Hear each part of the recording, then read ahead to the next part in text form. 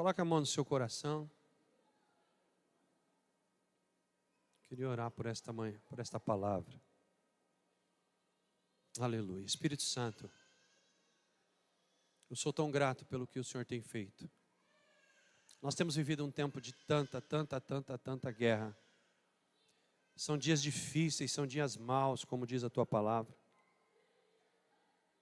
Mas quando a gente acorda e a gente vê o que o Senhor fez no final do dia, depois de tanta luta e tanta guerra, a gente vê o quanto o Senhor é bom. Então quero te adorar hoje, Senhor, nesta manhã, com os nossos irmãos, que já estamos fazendo isso desde o início deste culto, e te bendizer pela tua palavra. Senhor, e o que está escrito aqui não é meu, por isso o Senhor está livre para fazer o que o Senhor bem entender. Eu não quero ficar preso, Senhor Jesus, a um tema específico, mas eu quero que seus filhos ouçam o que eles precisam ouvir. Eu quero que o Senhor dê para eles o alimento que eles precisam comer, Espírito Santo. E eu, como teu servo, te peço, usa-me, Senhor. Tirando de mim, Senhor Jesus, a minha alma, as minhas vontades, os meus pensamentos do que eu acho sobre isso ou aquilo, que fique somente o que o teu Espírito Santo quer falar e mais nada, em nome de Jesus. Eu repreendo deste lugar toda ação demoníaca de dúvidas, toda ação demoníaca de perturbação, de comichão nos ouvidos, sono insuportável, fome como se não tivesse comido há 3 dias, sede também, vontade no banheiro que exacerbada, fora do comum. Em nome de Jesus, toda e qualquer atuação, toda e qualquer perturbação, para que as pessoas se distanciem da tua palavra, nesta manhã, eu declaro fora deste ambiente em nome de Jesus. Declaro a liberdade do Espírito, como já está tendo aqui desde quando a gente começou. Eu declaro que essa liberdade vai continuar aqui durante a palavra em nome de Jesus. Amém e amém. Vamos aplaudir a Jesus, queridos? Marcos capítulo 6, versículo 30 a 44. É um texto bastante conhecido, mas eu espero que nesta manhã Deus fale com você de uma maneira diferente, amém? Então, quando você começar a ler, não fica lendo já. Já sei do que se trata. Não faz isso não. Não faz isso não, porque aí você interrompe o que o Espírito Santo quer fazer. Leia como se fosse da primeira vez, amém? Você que já é velho, crente aí velho, como se fosse da primeira vez. Os apóstolos voltaram à presença de Jesus. Eles relataram tudo o que tinha feito e ensinado. E Jesus lhes disse: venham repousar um pouco à parte, num lugar deserto. Repete essa frase comigo: venha repousar um pouco. E Jesus disse isso porque eles não tinham tempo nem para comer. Repete essa frase também: não tinham tempo nem para comer. Visto que serem muitos que iam e vinham, então eles foram de barco para um lugar deserto. Eles foram para um lugar à parte, deserto. Muitos, porém, os viram sair. Reconhecendo-os, correram para lá a pé de todas as cidades, e chegaram antes deles. Ao desembarcar, Jesus viu uma grande multidão e compadeceu-se dela. Em outras linguagens diz que teve misericórdia ou íntima compaixão. Ou seja, se colocou no lugar deles com dor pelo que eles estavam necessitando. Por quê? Porque eles eram como ovelhas que não têm pastor. E começou então a ensinar-lhes muitas coisas. Como já era bastante tarde, os discípulos, não a multidão, os discípulos, se aproximaram de Jesus e disseram: este lugar aqui é deserto, já é bastante tarde. Mande essas pessoas embora, para que eles, indo pelos campos ao redor das aldeias, eles comprem para si o que comer. Em outras palavras, deixa que eles se virem. Jesus respondeu e disse: deem vocês mesmos de comer a eles. E eles disseram: nós iremos comprar 200 denários? A gente por acaso tem 20 mil reais? Foi uma conta que eu fiz mais ou menos, de um salário de 3.000, um denário era de um dia de trabalho. Eu fiz uma conta maluca lá, eu calculei para um salário de 3.000 que ia dar mais ou menos 20 mil reais isso aqui. Aí eles com bastante ignorância, ironia, né? Com ironia, ignorância não, ironia. Perguntaram, né? Jesus falou para eles darem de comer e eles perguntaram: nós temos 20 mil reais por acaso para comprar pãozinho para todo mundo? E Jesus lhes disse: quantos pães vocês têm? Quantos pães a gente tem aqui no meio do pessoal? E Jesus deu uma ordem para eles: tratem de descobrir. Eu já vou começar a pregar, eu não vou. Posso começar já aqui? Eu já leio o resto. Só nesse versículo. Tem gente que nem sabe o que tem, quanto mais o que vai fazer se tivesse.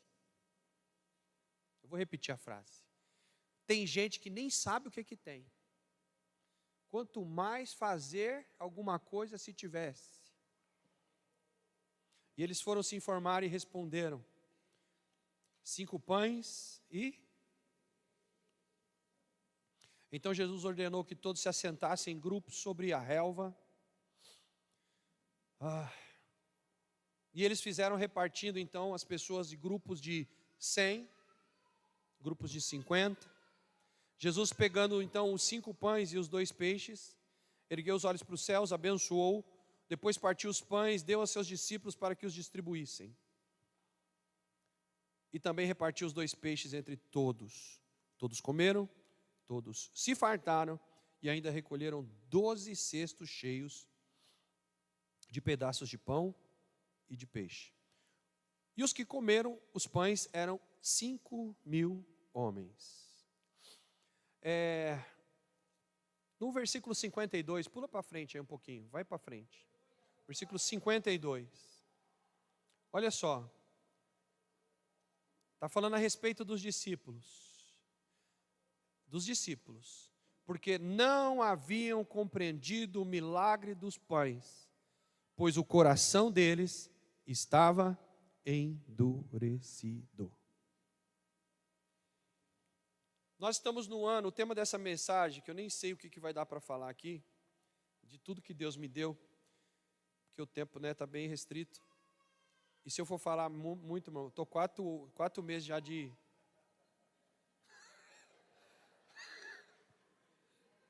Como é que chama aquela coisa quando você para de se... Quando você para alguma de... Não, eu estou em abstinência, irmão. Abstinência. E eu fui pregar na igreja agora, quarta-feira, né? Eu soltei só um pouquinho do que estava aqui. Então sobrou um montão. Mas hoje não dá, eu quero respeitar vocês. Mas eu não sei, eu estou aqui guiado pelo Espírito Santo, amém? Porque eu vou confessar para vocês, já vou revelar agora para vocês não acharem esquisito. Deus me deu, nesse texto, 23 lições. Eu nem sei o que falar aqui.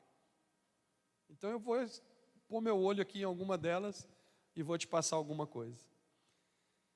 Mas essas 23 não é possível. O tema dessa ministração, eu sempre gosto de tema, eu fico pegando no pé do povo para me falar tema. Porque o tema é bom para você saber para onde você está indo, viu?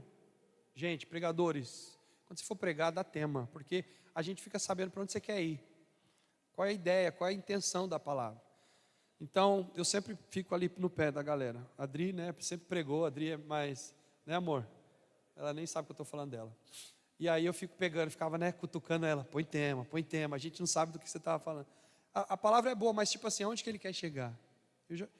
Então, o tema dessa ministração é a vitória em meio à crise.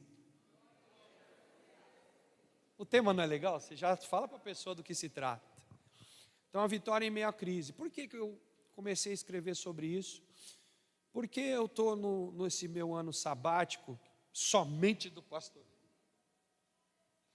Porque está uma guerra braba em outras áreas da vida aí, só Deus sabe, os discípulos aqui também sabem, mas eu não estou pastoreando, ou seja, eu não estou cuidando agora de pertinho das pessoas, pelo menos durante esse ano. Já passou 4 meses, é muito rápido, né?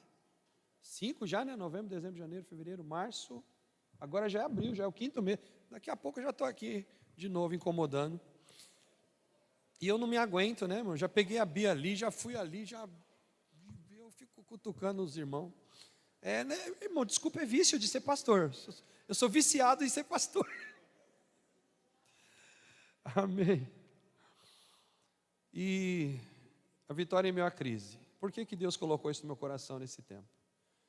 Porque eu tenho tido muito tempo para ler, eu tenho tido tempo para assistir coisas, notícias, que às vezes a gente não tem tempo de fuçar em notícias, né? E isso que eu vou te falar não é profecia, tá? Não mais, já foi profecia alguns anos atrás, que a gente aqui falamos, outros lugares falaram, mas agora já não é mais profecia, agora já está rolando. E eu não quero ser aqui profeta de caos, mesmo porque eu estou colocando o quê? Qual é o tema? Então eu não vou profetizar aqui o caos na sua vida, eu vou profetizar a vitória. Mas o que está acontecendo lá fora é caos. Tá? A gente tem aí várias notícias de todos os tipos, né? Não dá para me relatar aqui. Eu não sei se vocês sabem, mas eu sou um pastor que eu gosto muito do tema escatologia. Então eu estudo geopolítica, muito geopolítica. Então, às vezes eu solto algumas coisas, o pessoal fica olhando para a minha cara assim, o que ele está falando? Eu lembro no tempo da pandemia que a gente falava de vacina, né? Tem as pessoas aí que até hoje aqui sentadas, ainda está acreditando nisso. Mas como eu estudo, já sei que tem documentos oficiais dos grandes países. Não é Brasil que está fazendo isso, os países grandes, Estados Unidos. Estudos científicos e já está sendo protocolado na OMS. Lembra daquela que forçou tomar? Pois é, já está sendo protocolado documento proibindo tomar algumas delas. As crianças foram proibidas já de tomar vacinas em muitos países de terceiro mundo, de primeiro mundo, perdão. Países ricos proibiram, os países mais evoluídos na ciência, proibiram as crianças deles de tomar vacina. A gente falava isso na pandemia, a gente era louco, né? Eu era um daqueles, como é que eles chamam? Como é que eles deram o nome? Negacionista, eu era um negacionista. Aquele que ia virar jacaré, eu era esse. Sabe, começaram a tirar sarrinho das coisas. Só que enquanto todo mundo estava tirando sarro porque a Globo dizia algo, eu estava estudando. Ciência. Eu não era bolsonarista, eu era estudando ciência. Eu sigo Instagram de médico, que até hoje está ensinando, está escrevendo, e as pessoas... Então é complicado você discutir com alguém que não estuda. Por quê? Porque você fica debatendo o quê? Política. E o negócio tem a ver com política. Então eu não quero entrar nesse assunto, mas eu quero entrar no assunto que está rolando agora. Coisa que a gente já falou, isso foi lá do passado, esquece agora. Já foi. O que já foi, mas vamos falar de agora? Agora o mundo está em caos. Agora, enquanto nós conversamos, está sendo decidido sobre a Terceira Guerra Mundial. Quantos sabem disso? Agora. Eu não sei se você sabe, mas pelo menos uma meia dúzia de países da Europa, agora, recentemente, nas últimas 2 semanas, já distribuíram folhetinhos, uma cartilha, né, que eles chamam, online, já distribuíram uma cartilha como que você deve fazer durante a guerra, o que você deve fazer, o que você tem que arrumar em casa, como é que você tem que proceder durante a guerra. Já estão distribuindo a cartilha na Europa. Então eu não estou aqui inventando moda, irmão. Não estou aqui chutando alguma coisa.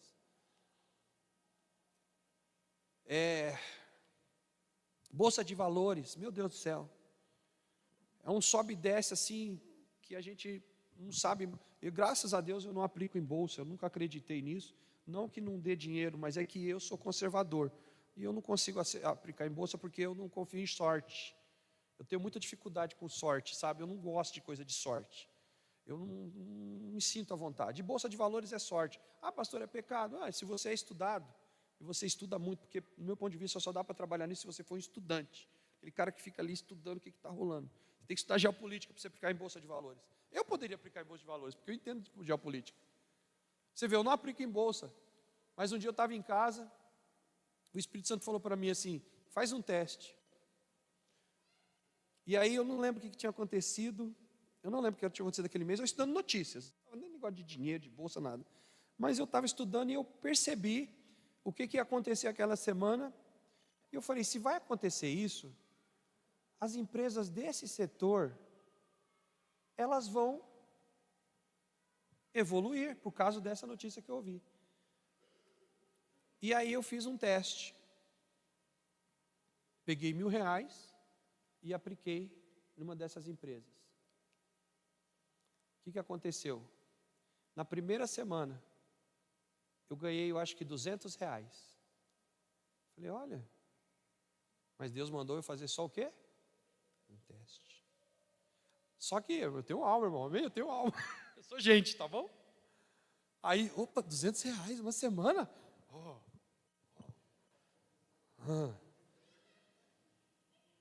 Na outra semana, R$800, eu tinha perdido 400. E o Espírito Santo falou, é assim que funciona.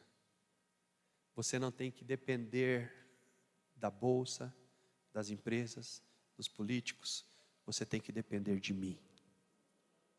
Eu multiplico a sua renda.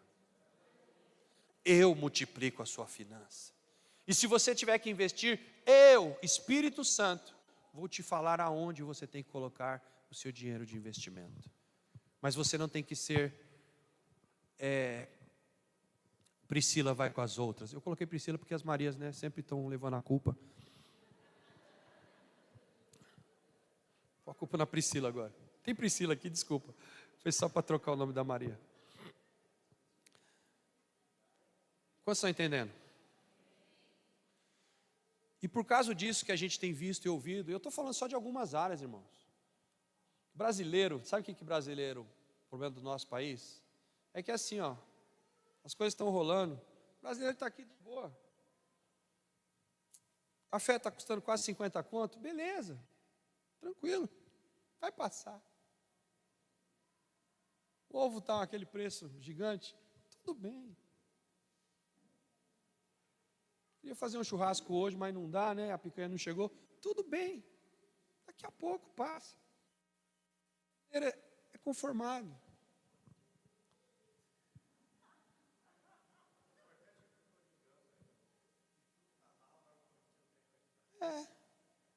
Faz um showzinho à parte aí, sei lá, traz alguém para cantar aqui no Brasil. Faz aí o Lollapalooza aí, ó. Sai de cueca dentro do trem, tá tudo certo. Aí você está achando que eu estou falando besteira? Um colega da minha filha lá da empresa, eu estava junto com ela, mandou uma foto, porque ele falou, gente, no Lollapalooza, gente, eu podia ter ficado em casa para não ver isso aqui. Aí ele mandou a foto, o cara no trem lá, esperando o trem, eu posso falar porque eu também sou, tá? Um gordo, homem, com uma tanga. No trem, irmão. Aí ele falou assim, entrei no inferno e não sabia. Pensa numa coisa feia.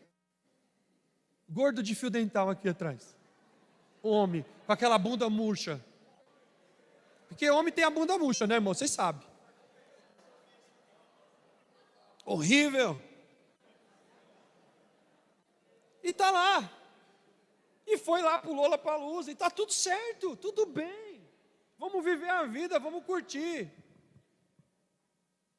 Amém? Tá tudo tranquilo. Daqui a pouco passa. O importante é beber, cheirar, sair, passear, fazer. Isso é brasileiro.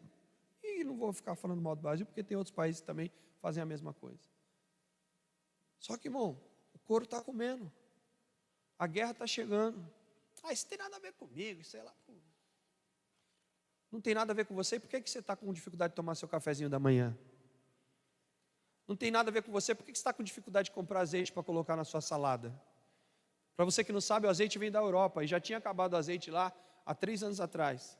E eles avisaram, o azeite vai aumentar porque a gente está usando o último estoque. Aí você fala, a guerra não tem nada a ver comigo. Aí está temperando salada com o quê? Com óleo de cozinha usado. Óleo de soja. Está fritando seu frango com o quê? Com óleo. Frita, coa. Aí depois vai fritar mais um pouquinho.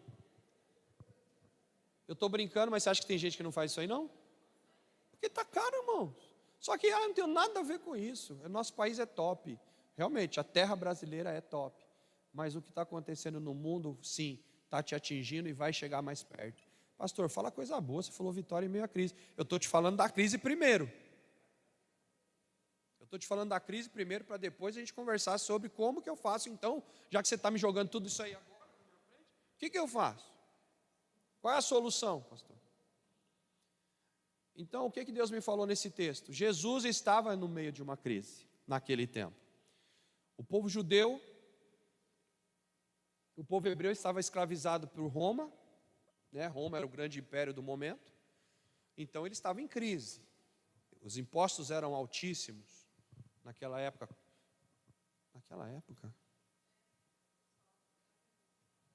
Shopee, não posso nem comprar Shopee porque eu tenho que pagar. Mas vamos dizer que foi no tempo de Jesus. Os impostos estavam muito caros naquela época. Era muito, impostos abusivos. Só que não pense que é igual hoje não, tá? Hoje, se você não pagar, seu nome suja no SPC Serasa, Receita Federal. Naquela época, se você não pagasse, dependendo da sua dívida, você morria. Dependendo da sua dívida, você era preso. Dependendo da sua dívida, você e sua família eram levados como escravo para pagar a dívida. Então não pense que era tão simples assim. Jesus estava no meio disso, irmãos.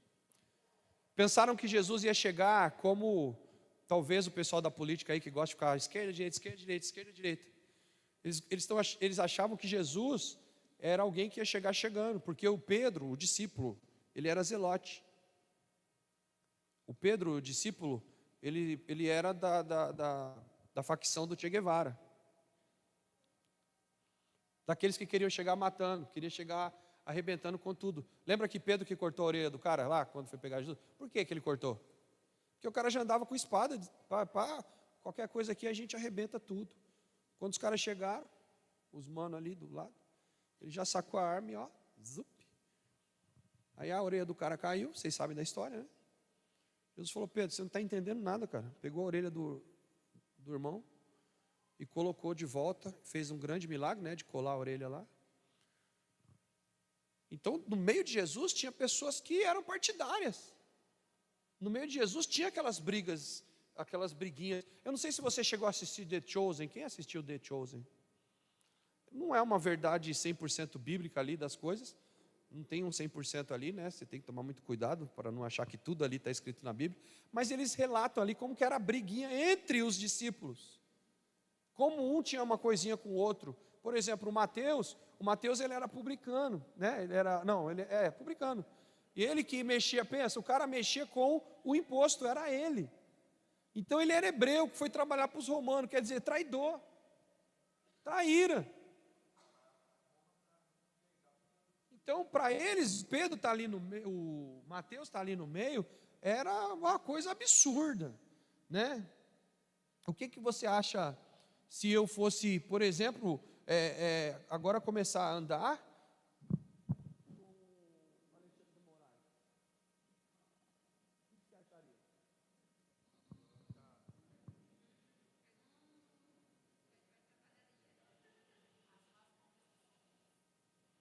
As más conversações corrompem os bons costumes. E você ia ficar contra mim. Jesus, muita gente ficou contra ele. Por quê? Porque a palavra do Senhor fala que ele comia com os publicanos. Ele sentava na mesa deles e ficava ali conversando. Ele foi comer na casa de Pedro, ele fez uma festa na casa do Mateus. Foi todo mundo jantar na casa do Mateus. Olha que coisa maluca. Então, amados, o tempo de Jesus era um tempo de crise. Os discípulos, Jesus chegou agora, mas os discípulos e os familiares deles, os avós, já estavam nessa crise há muitos e muitos anos. Deus não falava, há 400 anos eles não ouviam uma profecia. 400 anos eles viveram em silêncio, vocês estão aqui? Então, fora isso, Deus não falar nada, e ainda o mundo deles estava ali, cercado de soldados romanos e tantas coisas, e como não bastasse isso, eles eram cheios de doenças. Porque diferente de nós hoje, que a gente tem medicamento para tudo, naquela época os medicamentos eram domésticos e não tinha remédio para tudo. Por exemplo, hoje a lepra, né, a hanseníase, ela é controlada. Quem pega essa doença, ela consegue controlar. Tem remédio para a hanseníase. Mas naquela época não tinha. Então era considerado uma doença maldita. Por quê? Porque pega. Então imagina, a pessoa, hanseníase é lepra, tá? Você já leu tanta vez na Bíblia, lepra, hanseníase. Então hoje controla, mas naquela época não controlava, a pessoa ia se perdendo parte porque vai cair no dedo, vai cair no mão, vai cair no pé e a pessoa nem sente. E naquela época era uma doença maldita, porque quem chegasse perto pegava. Então os leprosos ficavam lá do lado de fora da aldeia, todo mundo com medo de chegar perto.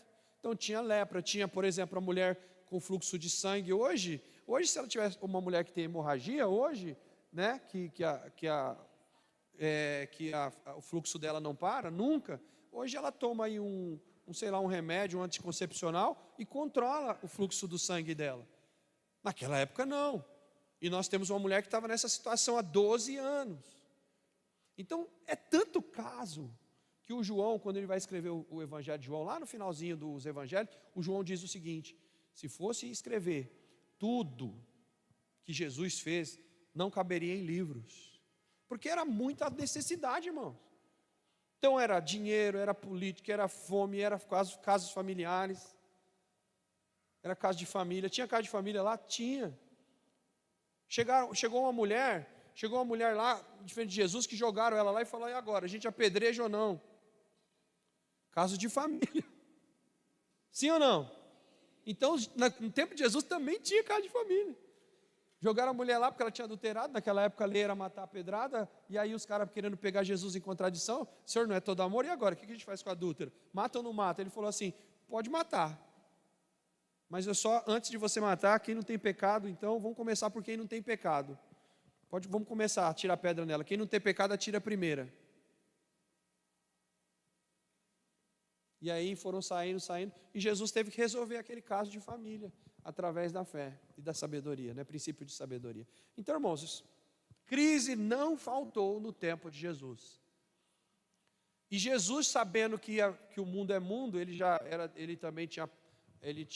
100% homem e 100% Deus. E o que ele previu como profeta? Antes dele morrer, a gente está na Santa Ceia hoje, né? Então Jesus, antes de morrer, o que ele previu?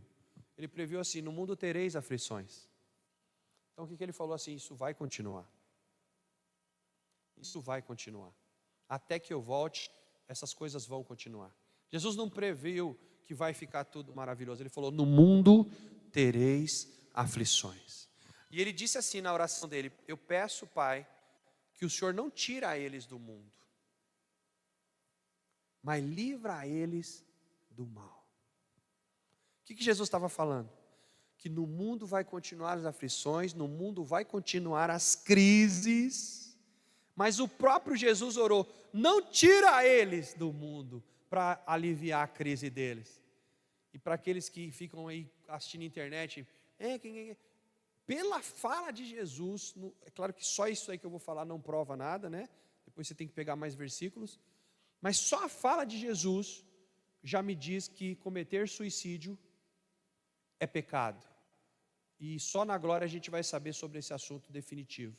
Mas aqueles que cometem suicídio é pecado. Por quê? Porque alguns crentes se suicidaram, alguns filhos de crentes se suicidaram, e na internet está aquela coisa, né, da empatia, da tal da empatia maligna. Ah não, eles se mataram porque eles não aguentaram, mas Deus sabe. Jesus disse: Pai, eu peço que o Senhor não tira eles do mundo. Eles vão ter aflições, mas Jesus disse: eu peço que o Senhor não tira eles do mundo. Se Jesus orou para a gente não sair do mundo, que direito eu tenho de eu tirar a minha própria vida? Quantos estão entendendo o que eu estou falando? Ou seja, eu não tenho direito de tirar a minha própria vida. Talvez o mundo prega assim: meu corpo, minhas regras, né? O mundo fala isso, né? Meu corpo, minhas regras. Só que na Bíblia fala assim: meu corpo é do Espírito Santo, sou o templo dele. Então, meu corpo, regras da Bíblia. Não é as minhas regras, é as regras da Bíblia. Então tinha muita aflição lá, tinha muita crise, muita situação. E agora a gente está lendo um texto de uma situação de crise. Jesus querendo descansar, vocês já leram comigo, ele estava querendo descansar, estava cansado. Inclusive vocês que estão me condenando aí, jogando pedra, se é que tem alguém aqui, acho que não, acho que todos os filhos da casa me entenderam, e estão entendendo, que eu tirei esse ano sabático. Espero que vocês estão entendendo o que está acontecendo. Mas o próprio Jesus chegou o momento do seu ministério, aqui e agora, Jesus disse, olha, precisamos descansar. A Bíblia falou aqui, você leu comigo, que eles não tinham tempo nem para comer. Só que a crise era tão grande, que Jesus, quando pega o barco e vai para o outro lado da represa Bílis, porque o mar lá era tipo, o lago lá era, como fosse a represa Bílis aí, vamos dizer. Aí ele pega o barquinho dele para atravessar para o outro lado. O que o pessoal fez? O pessoal foi e rodeou a represa. E quando Jesus estava chegando de barco lá do outro lado, eles já estavam do outro lado esperando Jesus. Quer dizer, né? Vamos descansar? Vamos, pega o barco, vamos. Estou rico. Aí quando olha para frente, estou pobre. Multidão já estava lá esperando e com os mesmos problemas. Imagina, irmão, 5.000 homens, mais as suas esposas, mais os seus filhos. Os filhos de judeu eu vi lá quando eu fui para Israel. As criancinhas assim, ó. Vamos dizer assim, ó. 12, 10, 9, 8, 6, 4, 3. É tipo contagem regressiva mesmo. E aí eles vão para a escola, é muito bonitinho. É um monte, tá, gente? Indo para a escola. É muito legal. E não tem polícia, porque lá não tem problemas de segurança, zero. E é muito... A gente que está acostumado, né? A gente fica se olhando, né? Como é que a mãe tem coragem? Porque saiu de 6 anos, por exemplo, 7 anos, que já é 7 anos, gente. Aí 7, 5, 4, 3, aí vai igual patinho, assim, com a mochila nas costas. Sabe aonde? No centro da cidade. Imagina a cena. E aquele monte, um atravessando ali, o outro aqui, o outro ali, aquele grupinho, indo para a escola sozinhos. Então, o que eu estou querendo te dizer? Que tinha 5.000 homens lá. E se cada homem desse aqui tivesse 4, 5, 6, 7 filhos, a gente está falando aí de umas 13, 12 até 15 mil pessoas que estavam naquele lugar, pedindo ajuda. Diga comigo, crise. Diga muita crise. A pergunta é, como é que eu saio dessa crise? Como que eu saio dessa crise? Quais os segredos desse texto para eu sair da crise? Eu vou ver se eu consigo te dar 3 segredos apenas desses 21. Eu tenho 21 não, quanto que é? Desses 23 eu vou te dar 3. Os 20 a gente conversa o ano que vem. Vocês querem quantos hoje? 1, 2. Eu vou falando 1, depois eu falo 2. Se você quiser mais um, eu te entrego. Vai depender de vocês. Mas o primeiro princípio que Jesus ensinou está relacionado, e agora eu vou conversar com vocês, não como a multidão. Por que não como a multidão? A multidão é aqueles que não conheciam Jesus. Tudo bem? A multidão não conhecia Jesus. E porque eles não conheciam Jesus, eles estavam ali clamando por uma cura, por uma misericórdia. Pergunta, e nós aqui conhecemos Jesus, sim ou não? Nós oramos por cura hoje, sim ou não? Nós adoramos, cantamos, sabemos com quem estamos falando, sim ou não? Sim, então eu não posso pregar como se eu estivesse pregando para a multidão. Eu já fiz isso. Eu já preguei esse mesmo texto como se vocês fossem a multidão dos que estavam precisando de coisas. Mas hoje não. Hoje eu vou pegar como se fosse a pregação do Daniel, aqui, parte 2. Porque o Daniel pregou semana passada. Foi semana passada? Sobre discípulos. Foi semana passada, não foi? Sobre ser discípulo, sobre o ID de verdade. Que aquele que não vai, não dá para ser discípulo, né, Daniel? Então eu vou pregar aqui para discípulos. Tudo bem? Então esquece a multidão é aqueles que estão esperando por você. Mas os discípulos, aí a pergunta é, como que os discípulos de Jesus podem prosperar em crise? Eu vou responder para você, porque você é discípulo de Jesus. E se você não for discípulo de Jesus, talvez você está aqui a primeira vez, está nos visitando aqui pela primeira vez, foi convidado por alguém, e você ainda não se tornou discípulo de Jesus. Ou você está afastado por algum motivo, você não está sendo nesse momento discípulo de Jesus. Tudo bem, mas você vai ouvir hoje junto com a gente como é ser um discípulo de Jesus. Porque quando você aceitar Jesus ou decidir voltar, ou seja lá o que for, você já vai saber, olha, quando eu for para a igreja tem que ser assim. Se eu quiser ficar na igreja, é assim que funciona. então eu vou pregar como para discípulos. Primeiro lugar de lições para ter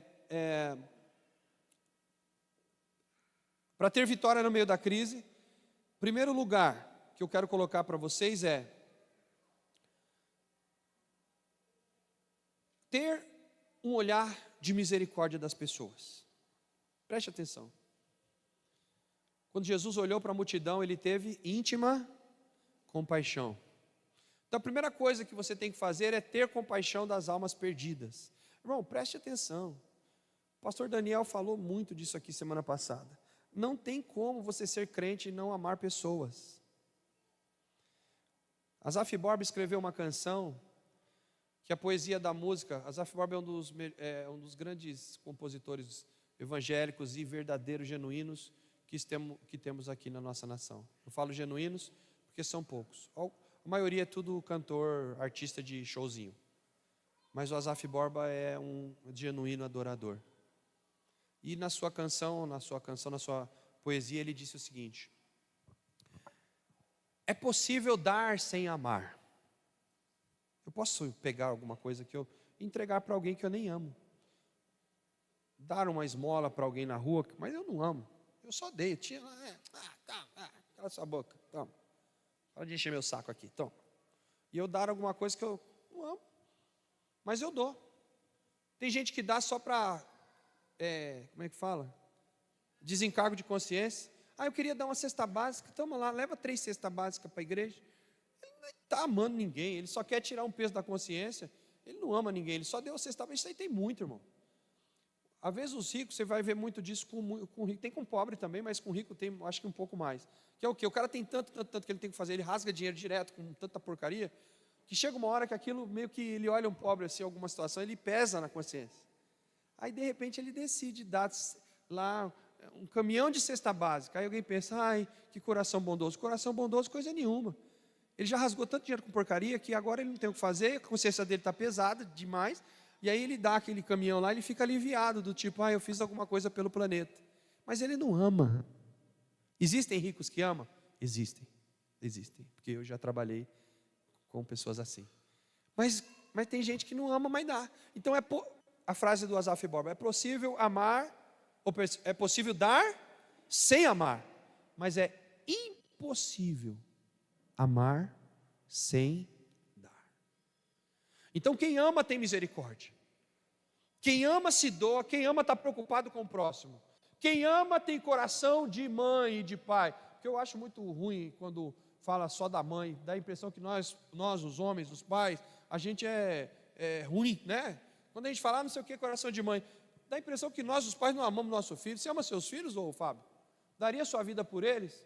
E por que tem que falar, né? Igual o coração da Amanda? Não, igual o coração do Fábio também, qual o problema? Então, queridos, o coração dos pais, o que a gente tem que fazer pelas pessoas é amar as pessoas como o coração de um pai e de uma mãe. Como? Queridos, se tiver só um pinguinho de farinha, um pinguinho de arroz e feijão, e não dá para todo mundo da casa comer, só dá para uma pessoa, e nem dá para uma pessoa grande, só dá para se for uma pessoa grande vai só, como diz, né, enganar o estômago. E tem lá você, seu marido e mais 3 filhos. O que você faz?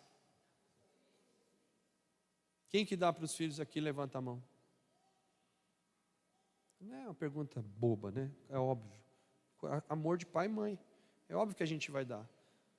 Minha mãe conta uma história da minha avó, que eles passaram uma época de fome lá em Mato Grosso. Teve uma fome braba lá. E nessa época da fome, minha mãe tem 11 irmãos, ou 12, não me lembro, acho que é 11. E tinha o mais novo, o caçula, e não tinha alimento. Então a preocupação era com o bebê do colo, né? Com o mais novo, tinha 1 aninho. Porque não dava nem para se preocupar com os outros, não tinha o que fazer. Então, para o pequeno não morrer, o que minha avó fazia? Ela pegou um pacote de farinha, porque era a comida que eles tinham. Então, misturava farinha de mandioca com água, para dar para o bebê. E aí, esse resto, ela ia dando de pouquinho em pouquinho. Por quê? Para não matar o neném. Então era só de pouquinho em pouquinho. E ela pegava o saco de farinha e escondia na comieira da casa, aquelas casas de sapê, ela enfiava dentro ali para esconder dos outros, porque se algum deles achasse, ia comer morrendo de fome. E você está reclamando porque o ovo está caro.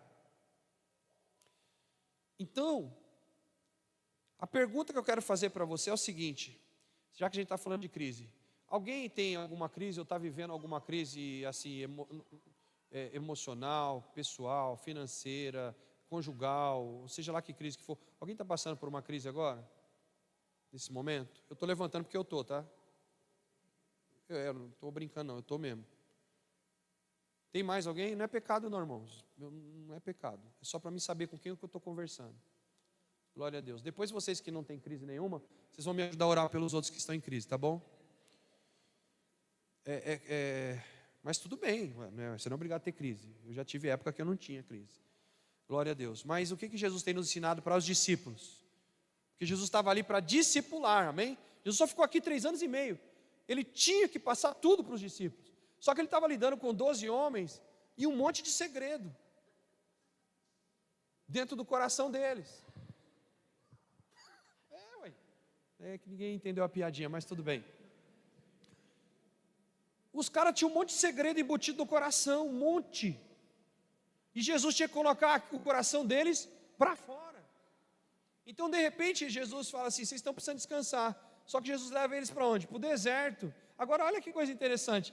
O crente, na linguagem crentez, no dicionário crentez, tem uma mania de quando está passando problemas, crises, dizer assim, irmão, eu estou no maior deserto, mano. Quem já disse isso? Estou passando o maior deserto na minha vida. O crente fala isso como uma coisa ruim. O crente fala esse verbo como uma coisa horrível. Irmão, presta atenção. Depois que você lê a Bíblia, que você tem conhecimento da Bíblia, você começa a entender algumas coisas que a gente inventou que estão erradas. Deserto é lugar de bênção. É no deserto que acontecem os maiores milagres. É em meio ao deserto, que simboliza talvez uma crise, é onde você vai ver os maiores milagres da sua vida. Lá no Velho Testamento, você vai ver que o Moisés, não dorme não, Vitor, você vai ver que o Moisés, hoje a gente sabe o que eu descobri hoje? Abre parênteses aí. Eu abracei o Vitor ali e falei, nossa, Vitor, você está elegante, hein, meu? O casamento está te fazendo bem, hein, meu? Você chegou aqui como um São Paulino todo zoado, todo... E agora você está bonitão. Aí ele falou, pastorzão, você não sabe, eu ia vir de moletom, de não sei o quê. Aí a Bia olhou para mim e falou, você não vai para a igreja desse jeito não. Vai trocar roupa. Seu menino. Vira homem, menino. Você é meu marido, menino. Eu não ando com o marido assim, menino. Fecha parênteses, era só para você acordar.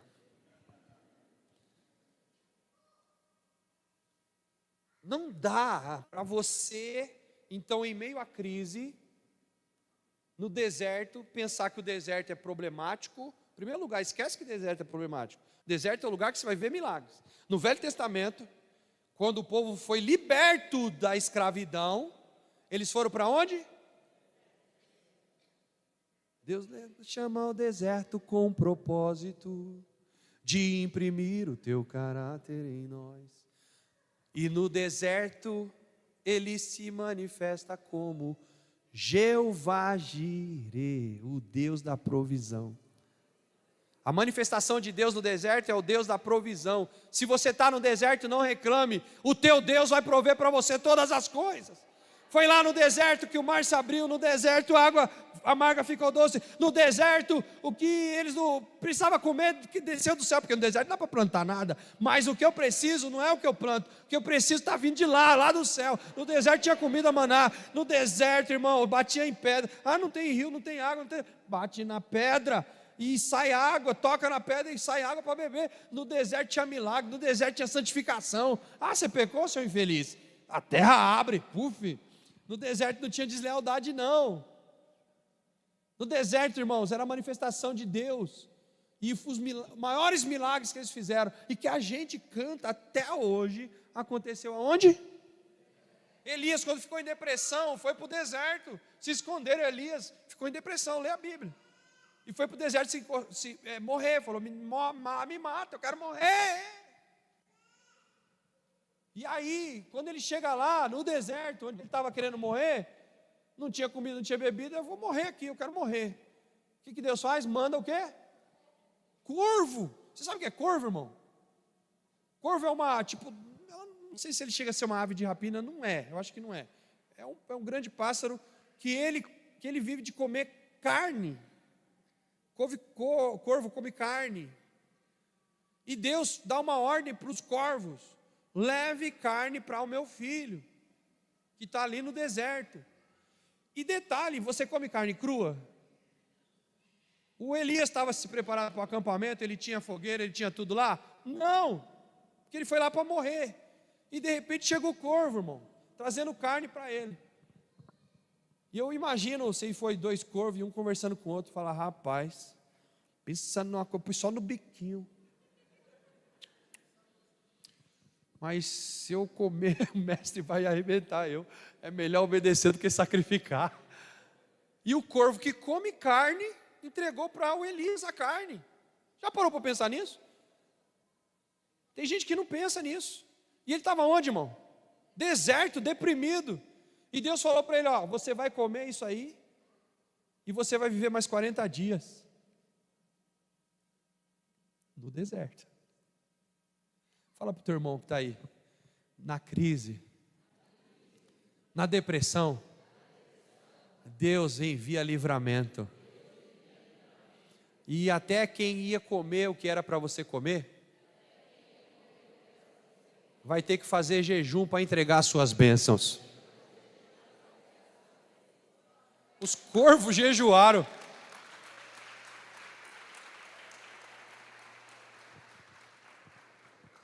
Então, irmão, o deserto está cheio de coisa, e de repente agora os discípulos precisam de uma lição. Qual a lição que eles aprendem? Primeira lição: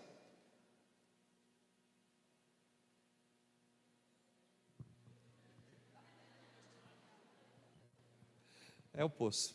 Primeira lição: preocupe-se primeiro com os outros do que com você mesmo.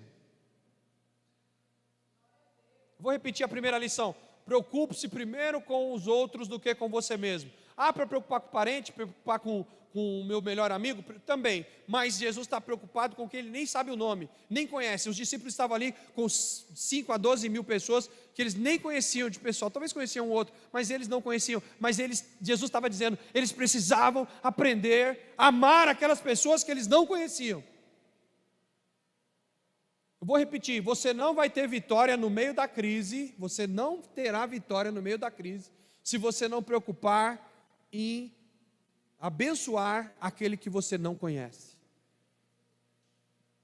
Irmãos, toda vez que eu vou visitar alguém em hospital, acho que poucas vezes eu não tive essa oportunidade, mas toda vez que a gente vai visitar alguém no hospital, que eu estou ali por causa daquela pessoa que eu amo, mas é inevitável a gente pegar e falar com o do lado, orar pelo outro,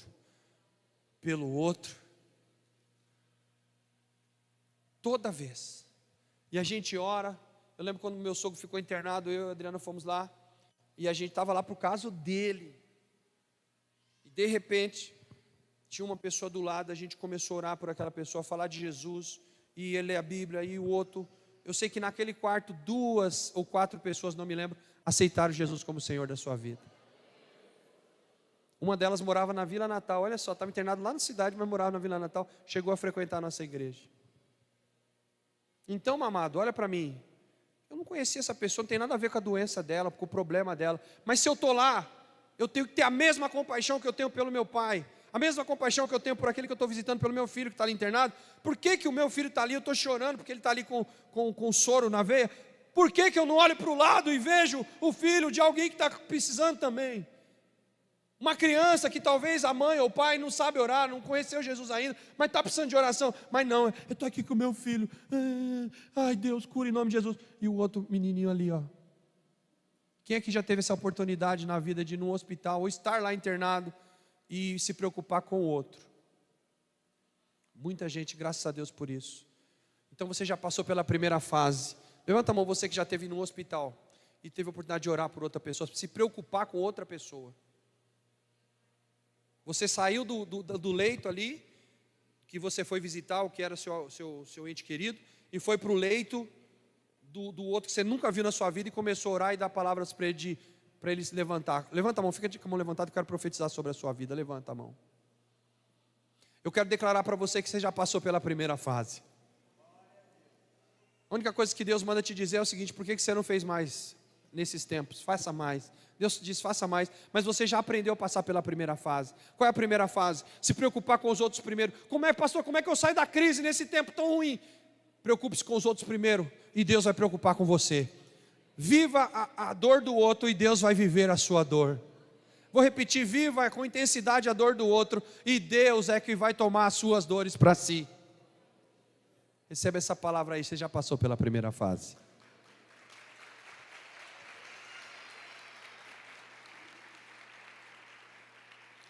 Outra coisa, crer que o que Deus está falando é verdade.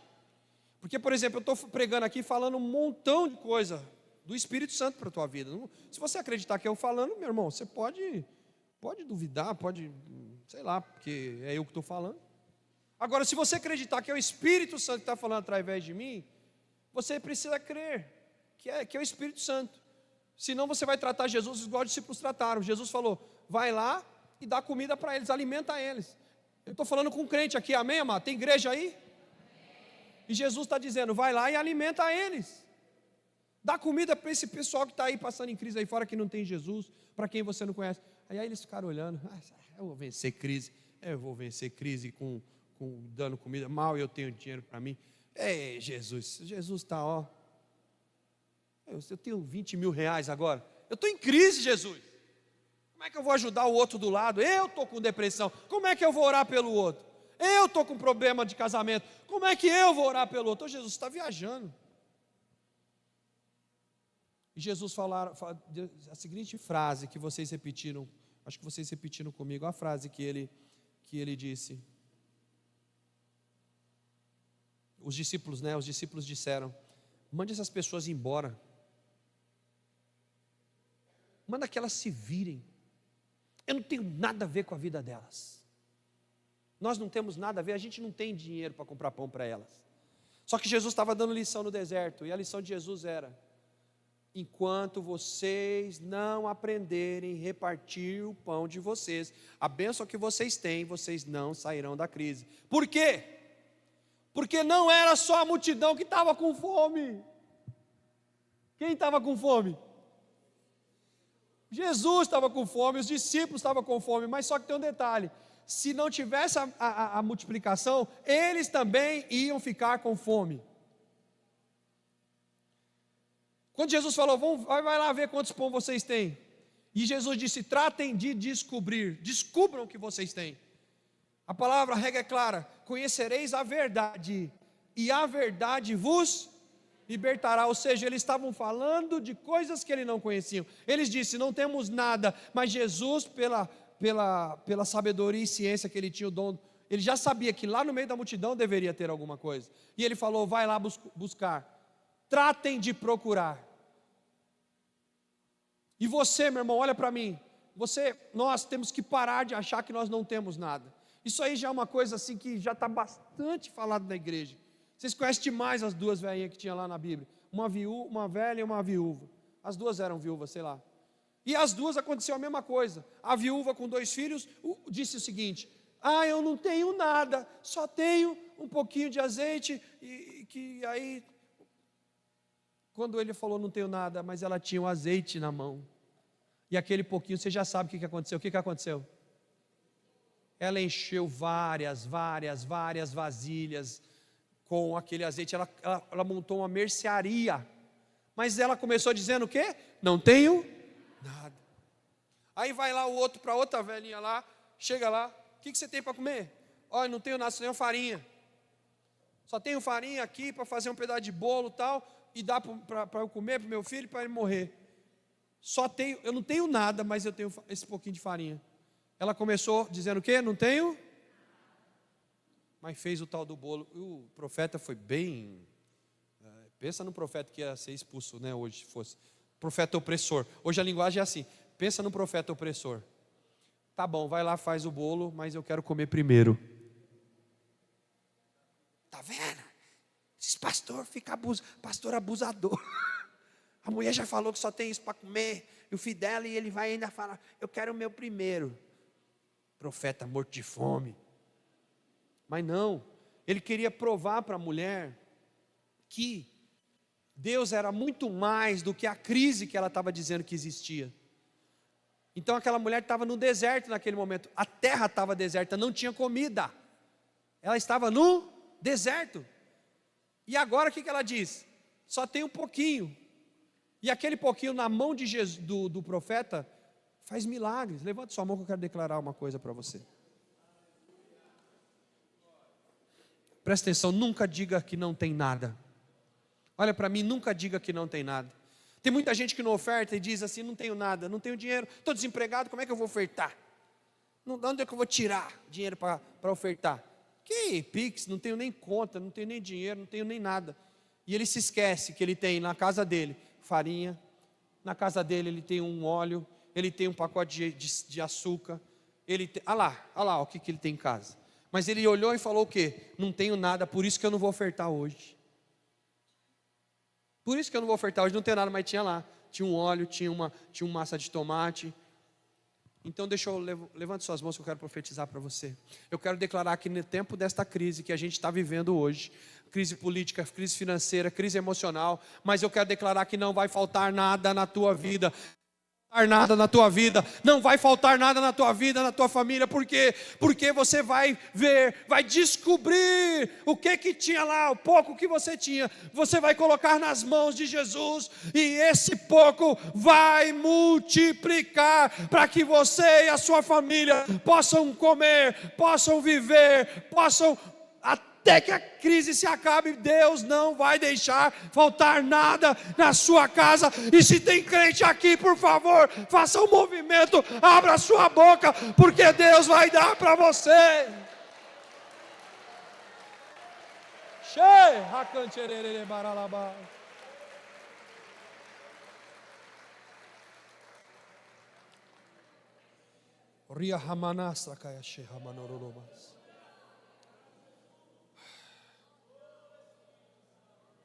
Eu vou dar o último segredo aqui, porque não dá tempo de falar mais.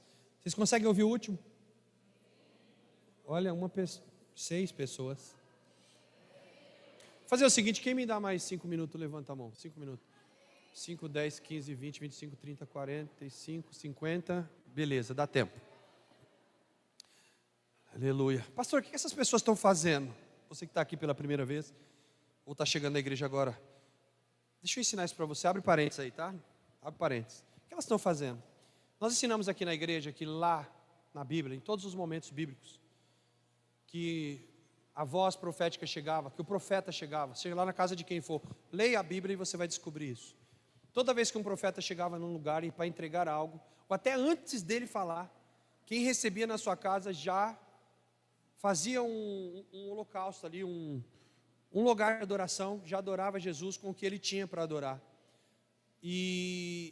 Ou seja, com aquela oferta, com aquele sacrifício, ele então, vamos dizer assim, ele selava aquilo que estava sendo entregue para ele através da palavra. Então hoje nós temos incentivado as pessoas a fazer isso. Se você entender que essa palavra foi para você, talvez você está ouvindo a pregação toda, não, mas aquele momento, aquela frase, você sabe, ó, isso aqui o Espírito Santo falou para mim. E se você entender isso e quiser ofertar, você pode fazer. Fique à vontade. É a maneira que a gente tem hoje. Hoje a gente não mata boi, hoje a gente não mata ovelha. O que a gente oferta com o que nós temos.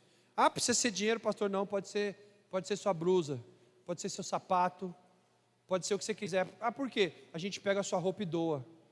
A gente pega seu sapato e doa, a gente pega sua blusa, doa, seu boné. Então não pense que é dinheiro, porque o pessoal fica muito fixado em dinheiro. Ninguém está falando de dinheiro aqui. A gente está falando de selar a palavra com um ato de adoração. Isso aqui é adoração que eles estão fazendo para Jesus, não é para mim não. Aleluia. Depois um dia a gente fala mais com propriedade sobre isso, tá bom? Eu sei que ficou aí um monte de dúvidas, né? Mas depois a gente fala com um pouco mais de propriedade. E o terceiro e último que eu quero te falar é o seguinte: para que Deus, preste atenção nessa, essa aqui é top, hein? Para que Deus possa fazer você prosperar no meio da crise, você precisa se organizar antes. Vou repetir. Você está em crise, várias crises. Você precisa de colocar as coisas em ordem antes. Como assim, pastor? Vou te explicar. Jesus estava prestes a multiplicar o pão, vocês já leram aí, e os peixes. Mas a pergunta é: como que eu multiplico pão e peixe no meio de, 12, 15 mil pessoas? Pensa a bagunça que seria, pensa na cena. Se todo mundo viesse, aquela multidão, não sabe para quem está dando, pensa, a briga, a confusão. O que Jesus falou? Organiza primeiro. Porque já que um tem 5 filhos, 4 filhos, então, por exemplo, faz grupo de 100. Ou seja, vai ter ali umas 8 famílias. 7, 8 famílias já dá 100 pessoas. Multiplica um grupo de 100. Ah, tem uns solteiros aí, não sei o quê. Multiplica um grupo de 50. E vai montando grupos de 100, 50. E depois vocês vão até cada grupo e faz a multiplicação ali no grupo. Então Jesus falou: se organiza primeiro. Por que eu estou dizendo isso, irmãos? Eu gosto muito de ministrar sobre a área financeira, eu amo, porque Deus fez muitos milagres na minha vida. Então eu gosto de repassar esses milagres. Mas o que eu aprendi nesses anos? Eu aprendi que para primeiro Jesus fazer o milagre, eu preciso saber, os discípulos não tinham conhecimento do problema que eles tinham na frente. E quando eles olharam a crise que eles tinham, eles falaram: é impossível de resolver. Mas Jesus falou: não, organiza o povo que você vai ver como que a situação é resolvida. Vou te explicar. Tem gente que fala assim: tomou uma crise financeira, pastor, não sei o que eu faço. Não dá, não sobra, não falta, todo mês falta, e blá, blá. Aí você chega para a pessoa no particular e fala assim: quanto que você deve no cartão? Eu nem sei. E detalhe, ela não sabe mesmo. Por quê? Porque já faz 2 anos que está pagando o mínimo. E aí se eu estivesse fazendo a consultoria para essa pessoa, eu ia falar assim: quanto você já pagou de juros para o cartão? Não sei, porque ela nunca parou para fazer a conta. Quanto que a sua conta corrente está tirando de você todo mês, com aquele negócio de taxa não sei o quê, taxa blá blá blá, blá, blá, blá, blá. Quanto que o banco está te levando todo? Não sei. Quanto você gasta de alimentação na sua casa? Não sei. Quanto você precisaria de comer, se você quisesse? Quanto você precisaria ganhar para você? Não sei. Quanto que o seu salão está rendendo por mês? Tirando todas as despesas. Ah, sabe que eu não sei? Eu compro lá e vou usando e nem sei quando é que eu comprei esse esmalte. Eu sei que eu comprei lá um dia, mas você não sabe quanto dura um? Não sei.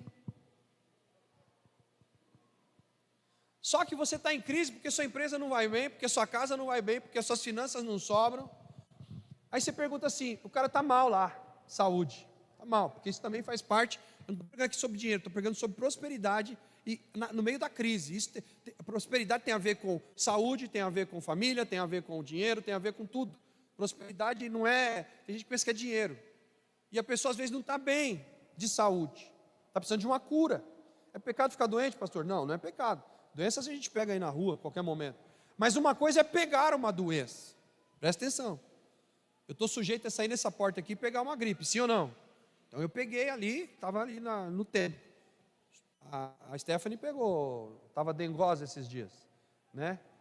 Porque ela pegou a dengue, aí pegou ela, né? Ela pegou a dengue, não, a dengue pegou ela. Então a gente está sujeito, irmão, a um pernilongo te pegar aí.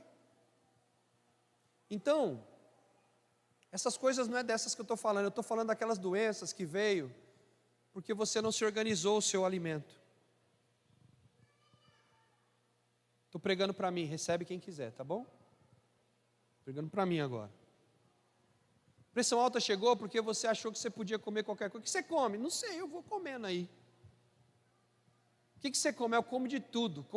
Mas come até pedra. Não, pedra eu só chupo se tiver temperada. E nunca se preocupou.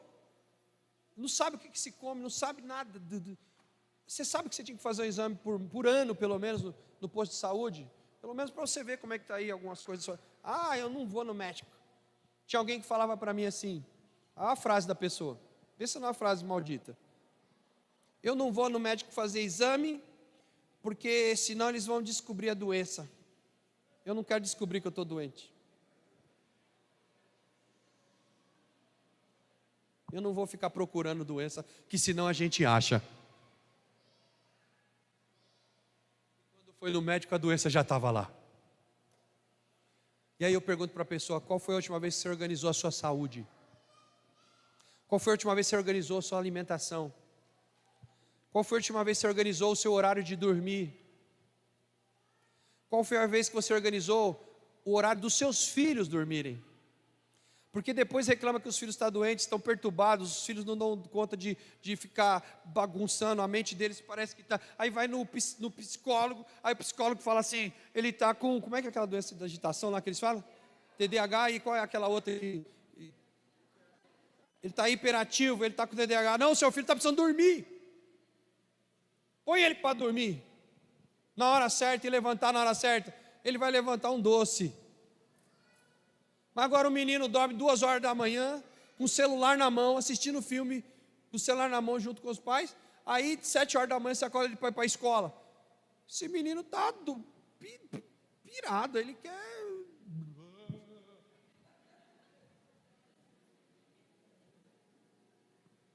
Aí vai levar no psicólogo.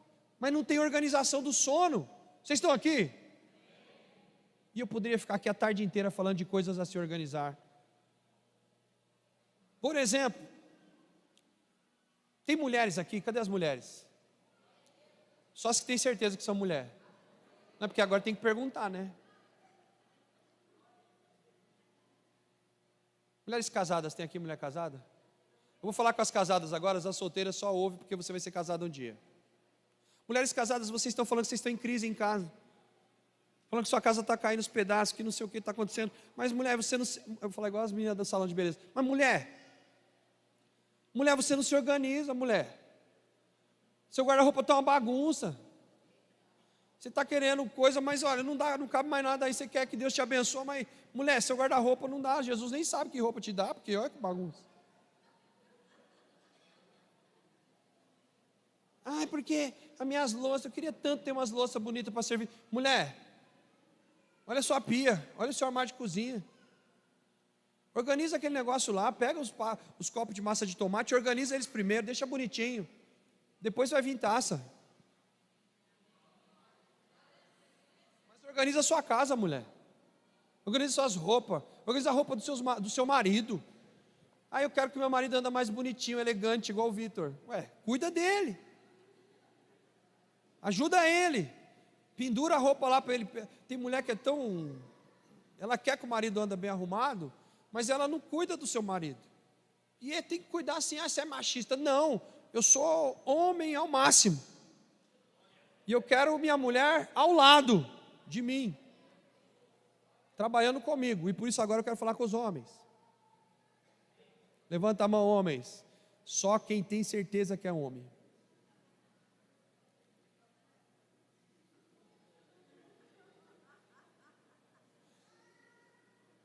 Pode abaixar. Você, homem, você quer as bênçãos da sua casa, que sua casa saia da crise. A sua crise é a sua esposa. Você olha para ela e pensa na sua cabeça, que cruz que Jesus me deu.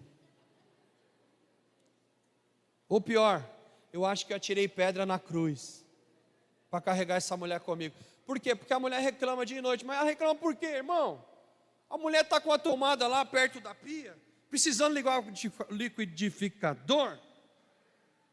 Ela não tem tomada mais, porque a tomada estragou faz 3 anos. Aí ela tem que ir lá para a sala, ligar o liquidificador na sala. Ou pegar um fio velho lá, e sair com aquele fio lá da sala, para chegar na pia, para ela ligar o liquidificador. Irmão, tem 3 anos que essa mulher está com ódio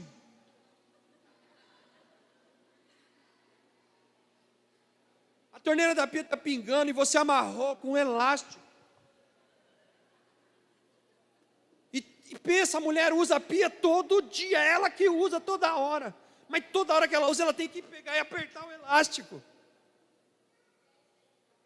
Só que você, homem, fica lá, oh Deus, que luta, meu. Oh Senhor, eu não consigo rebocar essa casa, eu não consigo pintar essa parede, Senhor, eu não consigo. Organiza o que você já tem. Organiza o que você já tem. Homem, levanta a mão, por favor.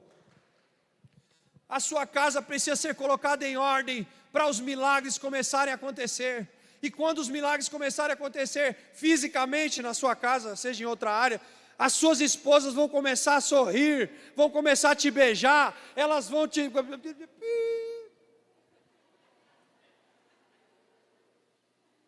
Por quê? Porque agora você colocou a casa em ordem. Deus pode fazer um milagre.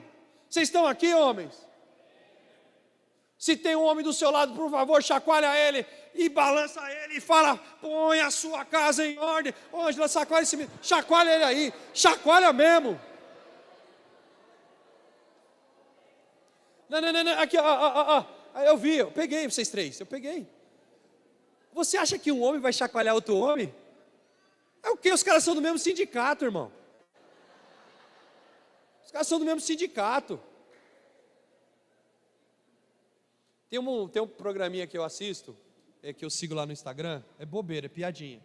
Mas o pastor, ele é pastor, é crente, e ele montou o sindicato dos homens. E aí o cara falou assim ontem, né? Ele falou assim, por favor, presidente, ele é presidente, né? Fictício. Presidente, minha esposa comprou 12 luminárias para colocar dentro de casa. Qual é o prazo que eu tenho para colocar as luminárias?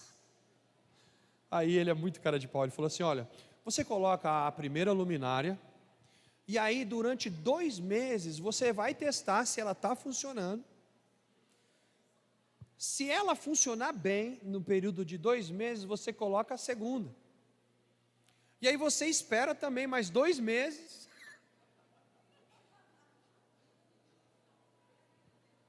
Gente, olha para o homem que está perto de você aí, viu? Não precisa ser o seu marido, não.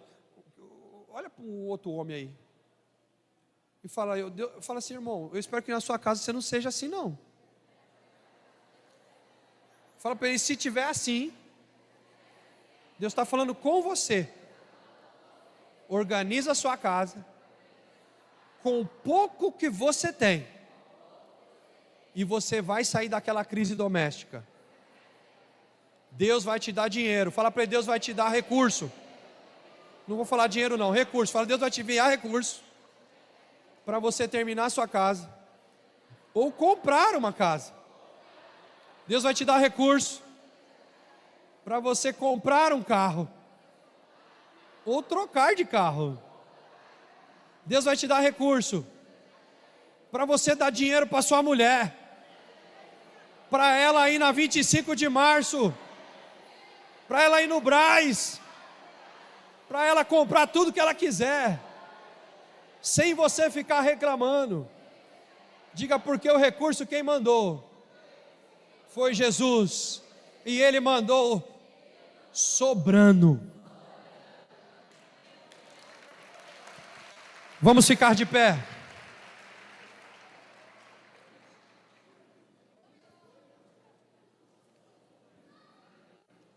Igreja de Jesus, preste atenção.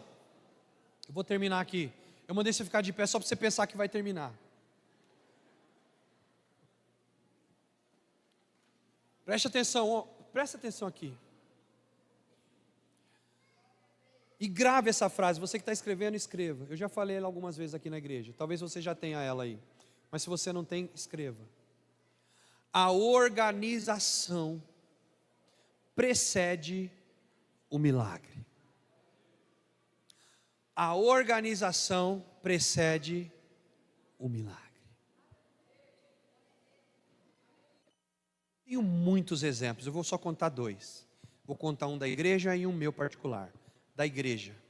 Nós estávamos pagando aluguel durante 9 anos. No último ano eu parei de fazer tudo na igreja.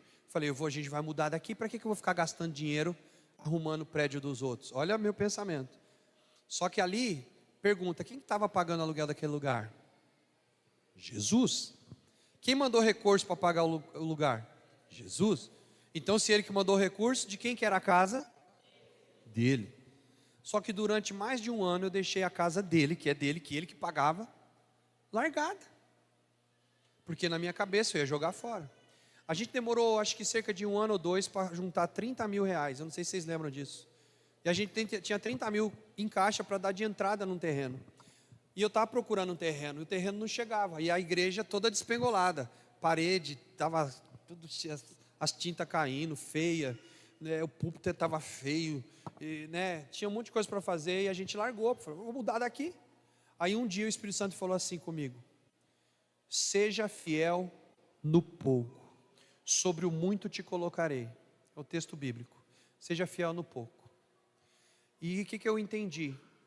Que eu tinha procurado lugar, procurado e não achava, nem lugar para comprar, até que eu peguei o dinheiro que a gente tinha no caixa e decidi, vamos reformar a igreja. Já que eu não acho lugar para alugar, já que eu não acho lugar para comprar, vamos reformar a igreja. E nós, então, gastamos mais de 25 mil reais para reformar a igreja inteira. Eu lembro que terminou a reforma só no final de junho. Quando foi dia 15 de julho, nós fizemos o aniversário da igreja. Veja bem, tinha 15 dias que a gente tinha terminado a reforma, tinha gastado 25 mil reais. Naquele mês a gente sobrou 5 mil e eu só tinha 10 mil reais em caixa em final de julho.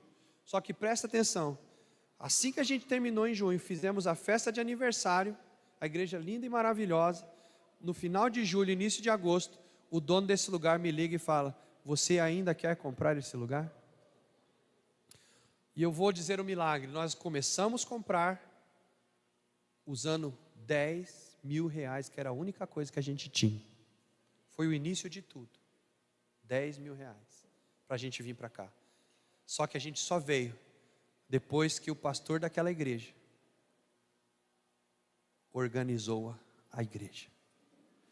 Uma vez que está organizado, agora Deus faz milagres. Agora eu vou contar da minha vida. Eu tinha lá em casa, minha casa é uma casa grande, mas eu nunca consegui reformar e deixar 100%. E debaixo da minha casa tinha tipo um porão. Tinha um monte de gente aqui que já trabalhou nesse porão comigo. O pastor Marcos foi um dos que mais entrou lá, mas tem os outros meninos aí que me ajudou também. E aquele porão ficou ali mais de 15 anos. Com rato, com coisas que antes era nova, mas enferrujou. Um monte de lixo. O Marcos levou 3 caminhãozinhos de lixo debaixo daquele porão. Mas Deus falou para mim: limpa esse lugar e transforma esse lugar. Quando eu limpei o lugar e comecei a transformar, eu peguei gosto pela coisa. Eu comecei a organizar ali outras coisas, começo a organizar. Aquilo se transforma em uma casa, uma kitnet. Foi essa kitnet que eu usei para vir para a igreja de pandemia, eu dormia lá. E mal sabia eu que agora... depois disso ainda, o que aconteceu? Eu não tinha dinheiro nunca para terminar a casa, mas depois que eu pus aquele porão no lugar, que eu organizei tudo aquilo, Deus enviou recurso e eu reformei a minha casa inteira, pintei por fora, por dentro, não sei, me pergunta de onde veio o recurso, e pintou tudo e tal, foi aquela maravilha, a casa está bonita hoje. E detalhe, aquele porão velho que se transformou na kitnet, hoje a gente tem que servir, meu sogro e minha sogra hoje, e nós agora estão ali morando confortavelmente enquanto ele se trata. Tudo isso porque eu comecei a organizar um porão esquecido lá na minha casa. Quantos estão entendendo o que eu estou falando? Vira para o irmão que está do seu lado e fala: você tem que observar a sua casa e ver se tem coisa para organizar. Se tiver, é por isso que o milagre não chegou ainda. Eu estou te falando de algumas coisas físicas, mas tem a organização conjugal. Quantos estão aqui? Tem um monte de casal pedindo: Senhor, eu quero mudar meu casamento, eu estou numa crise. Só que o pastor Daniel aqui com os meninos jogaram o curso aqui, abriram o curso Aliança de Amor Incondicional. Para quê? Para colocar a casa em ordem, para colocar as emoções em ordem, para colocar os cuidados um com o outro em ordem. Por quê? Depois da ordem vem o quê? o milagre da casa. Fizeram inscrição, Daniel? Os casais que precisavam, todos?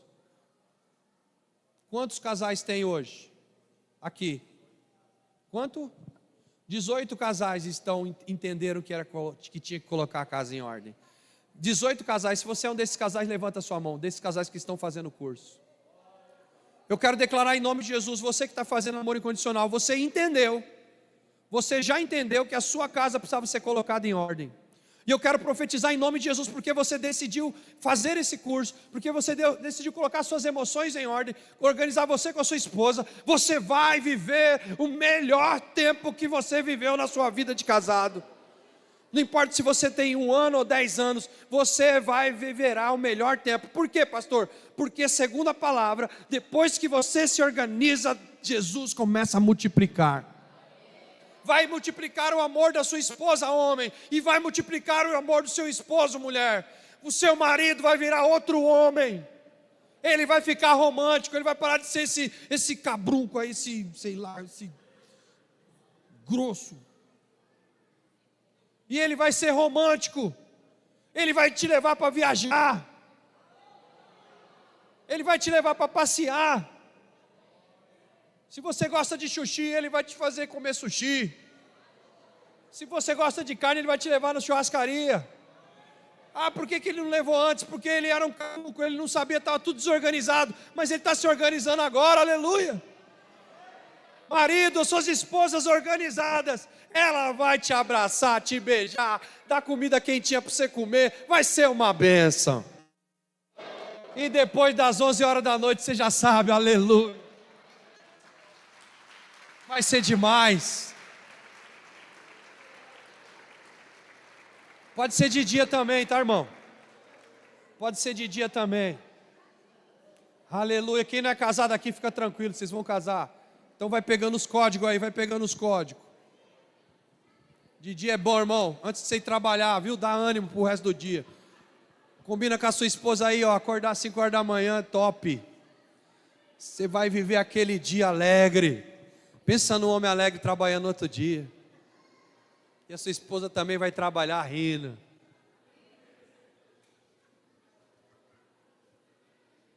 E a esposa, de dia, a esposa vai estar cantando. Pode um milagre enfim acontecer. Deus é bom. Eu estou feliz, irmãos. Pastor, mas você não estava descansando, irmão? Isso aqui para mim é tão prazeroso estar aqui com vocês. E eu queria orar agora, para que o Espírito Santo te mostrasse que tem pão e peixe em algum lugar. Se você não acreditava mais que era possível se alimentar naquele deserto, discípulo de Jesus que não acreditava mais, você já ouviu profecia aqui, Jesus já falou com você, mas você não acreditava. Você já está sentado no culto, mas você não acredita mais. Você já está como os discípulos dizendo assim: como? Como que é possível isso mudar? Como é possível dar comida? Como é possível eu fazer todas essas coisas?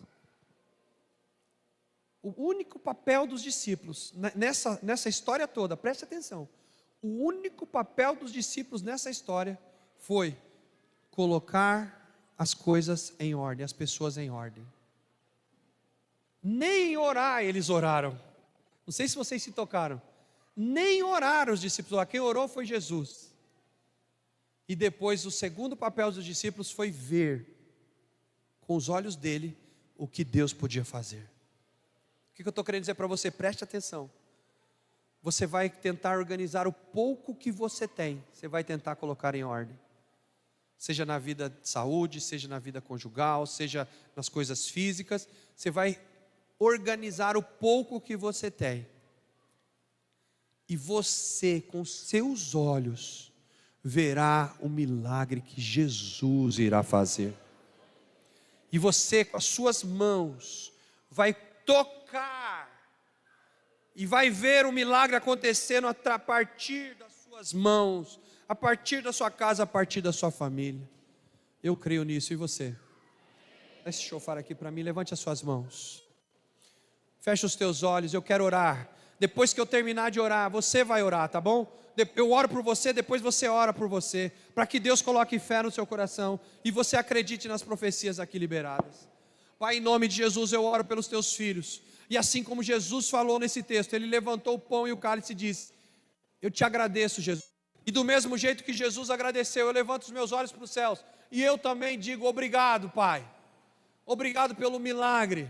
Obrigado porque eu já vejo o Senhor fazendo, eu já vejo o Senhor distribuindo, eu já vejo esses pães e esses peixes multiplicados, eu já vejo, Senhor, essa família restaurada, eu já vejo, Senhor, essa casa, Senhor, arrumada, eu já vejo, Senhor, os teus filhos trabalhando e multiplicando as suas rendas, eu já vejo, Senhor, os filhos e as esposas e maridos sentados comendo na mesa, eu já vejo isso, Senhor, e por isso eu te agradeço, ó Pai, pelos milagres que o Senhor já começou a fazer, o Senhor já começou a fazer, e se você crê, levanta a sua mão e começa a orar: Senhor, acrescenta fé em mim, acrescenta fé em mim, acrescenta fé em mim.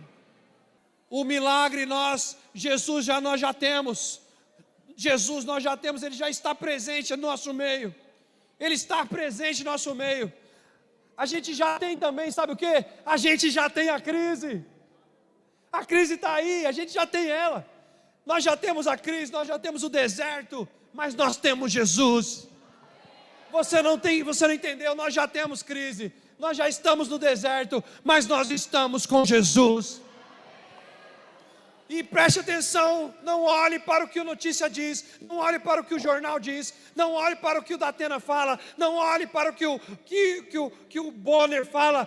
Olhe para o que a palavra está te dizendo, e a palavra está dizendo: levante as suas mãos, que este ano 2025, você vai ter a sua vitória no meio da crise, você viverá a tua vitória no meio da crise, e se você é crente, dá um glória a Deus, faz barulho, chacoalhe o teu irmão, aleluia, aleluia, aleluia.